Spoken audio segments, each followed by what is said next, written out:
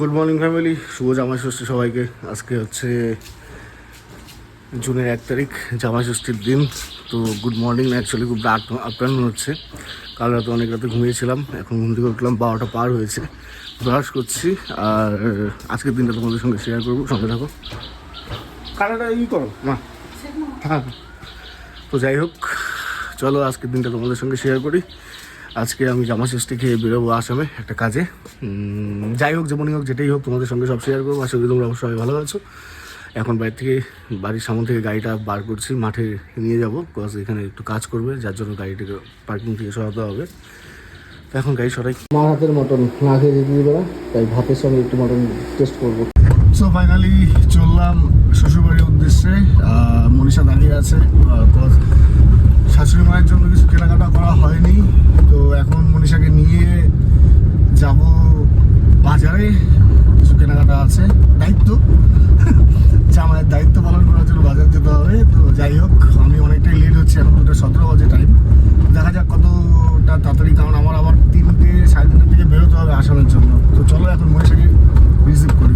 তো মনীষা আসছে।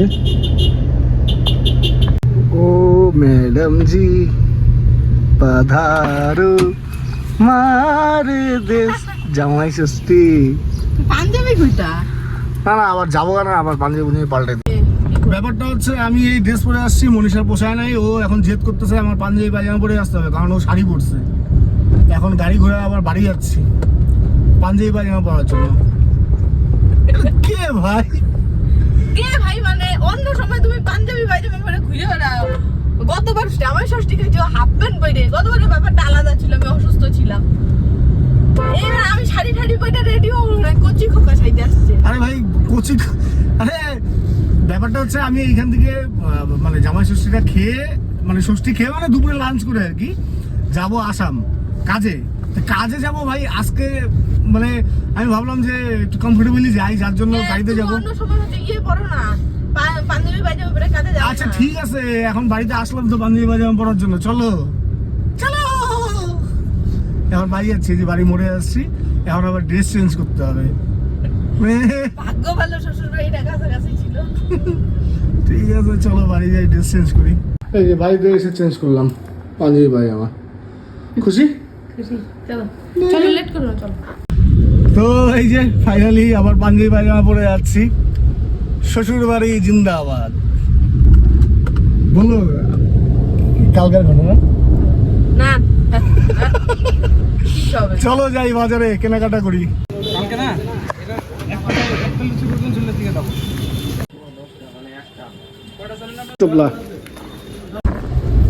তো বাজার করা কমপ্লিট, আর এখন হচ্ছে সময় 3:15।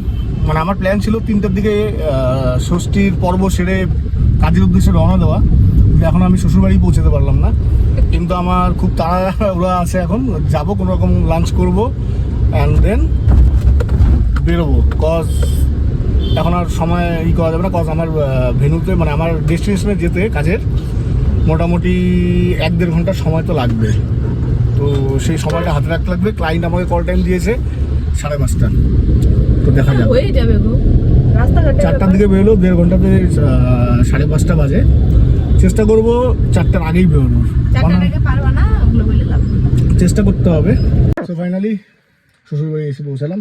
এখন যাই কোনো রকমে খাওয়া দাওয়া করে ঘরে কাজের উদ্দেশ্যে, কজ কাজ আগে ভাই। তাও একটা দিকে ভালো যে আমার শ্বশুরবাড়িটা বাড়ির পাশে, তো যার জন্য একটা দিকে বাঁচোয়া। কিছু লাগবে? সব রান্না খুব ভালো, সব টেস্ট করবো, শেষ করতে না পারলে সব কিছু টেস্ট করবো। পূজার ঘট ষষ্ঠী খাওয়া কমপ্লিট। এখন 4 বাজছে। অন টাইমেই আছি, 8 ঘন্টা লেট জাস্ট। এখন বেরোচ্ছি, কি এখন বেরোচ্ছি, রাহুলকে তুলবো, অ্যান্ড দেন যাবো কাজে আসাম। ফোন কইরো। হ্যাঁ চলো। তো ফাইনালি আসামে এন্ট্রি করলাম। আমি চালাচ্ছি না, ভাইকে নিয়ে আসছি, কজ আমার লাইসেন্স নেই। আর আসামে কোথাও চেকিংয়ে ধরলে পরে মুশকিল হবে। তাপস ড্রাইভ করছে, আমি পাশে বসে আছি, রাহুল পিছনে। তো ওয়েলকাম টু আসাম। তো চলো কোথায় যাচ্ছি সেটাও দেখাবো, আর সামনে গিয়ে বলবো কোথায় যাচ্ছি। আর আমিও যাইনি সেই জায়গাটা কোনো সময়, কিন্তু আমি এতটুকু বলি যে আমার মার বাপের বাড়ি, মানে আমার মা বাড়িতে মানে এরিয়া আর কি জায়গাটা। ঠিক আছে চলো, নাহলে এই তো আসাম, আর এই সামনে আমাদের পুণ্যর ধাবা। তো আমাদের ডেস্টিনেশনে আসলাম, আসাম আগমনী কালঢোকা। এখনো কিছু শুরু হয়নি, একটু পরে শুরু হবে। গাড়ি পার্কিং করলাম, একটু বাজার ঘুরে আসছি। বাইরে গেলাম, একটু ঘোরাঘুরি করলাম, প্রচণ্ড গরম। আর আমাদের থাকার জন্য বললো রুমের কথা, তো রুম এখনো অ্যারেঞ্জ হয়নি। তো কী করবো ভাবছিলাম, আমি আর রাহুল গাড়িতে আসলাম, একটা ওয়েব সিরিজ লাগালাম, criminal justice season, new season. তো সেটাই এখন এনজয় করছি গাড়িতে। রাহুল এই যে আমাদের ট্যাবে।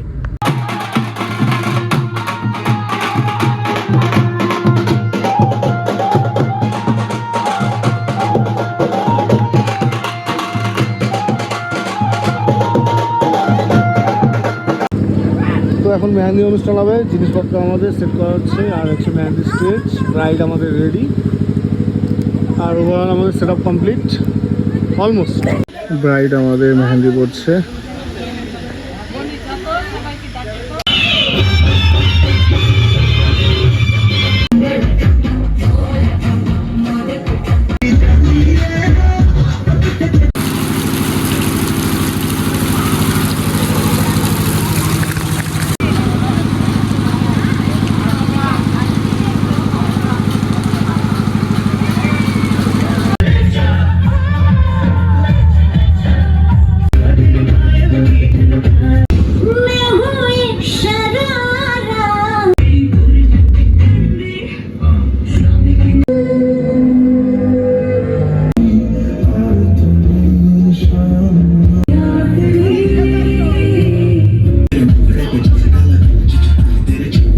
রাত হচ্ছে সময় এখন পাক্কা 1টা, মেহেন্দি কমপ্লিট।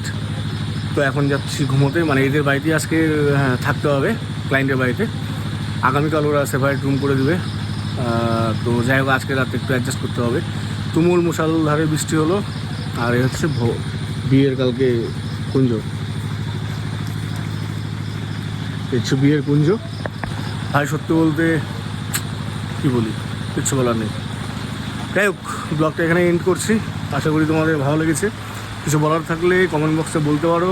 ভিডিও ভালো লেগে থাকলে লাইক করে দিও, চ্যানেল নতুন এসে থাকলে সাবস্ক্রাইব করে দিও। বৃষ্টি এখনও হচ্ছে। দেখা হবে আগামীকাল একটা নতুন এপিসোডে। ততক্ষণ তোমরা সবাই ভালো থেকো, সুস্থ থেকো। চলো টাটা বাই। বাই চলো টাটা বাই।